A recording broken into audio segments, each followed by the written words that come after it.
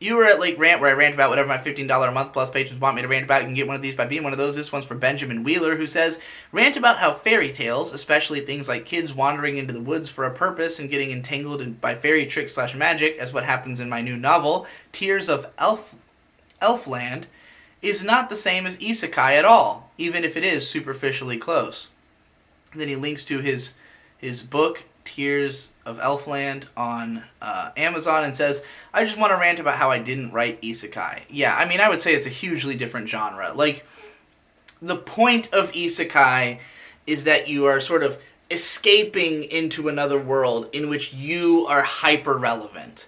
Um, like, if we had to look at it from a cultural standpoint of why Isekai is popular, it's people feel useless. People feel like they are just cogs in the machine of their society, like they don't matter as personally. They are just they're just one in the herd. And so these people have certain skill sets, they have certain understandings that are different from the majority of society, but those understandings and skills have no place in the society. So if they were able to go to another world where those skills and that knowledge was useful, then they would be, they would be way cooler and more powerful. And of course they had to be granted some kind of divine blessing in the transition so that they could even enact on those powers. But that is the nature of the world they are going to, is one where they are powerful.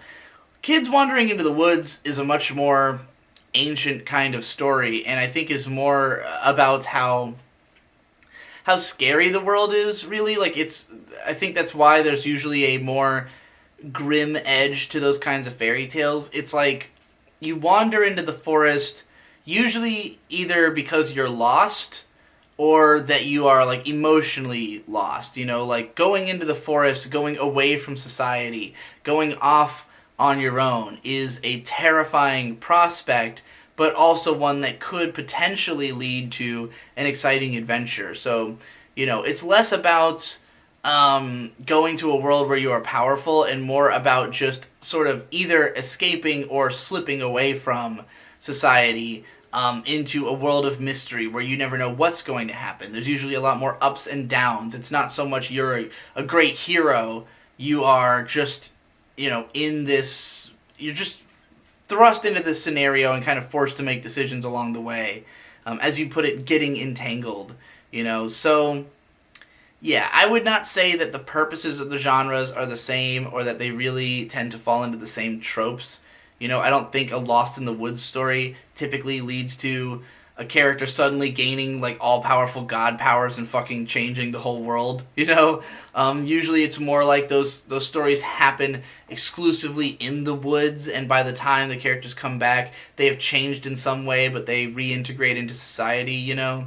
So yeah, I'd say they're pretty different, and of course, the term isekai at this point is now, you've got guys like Joe from Pause and Select doing whole videos about how they think the term is being abused and used too broadly. So, if you really want to make the argument about what is or isn't isekai, you just link to his video, I guess.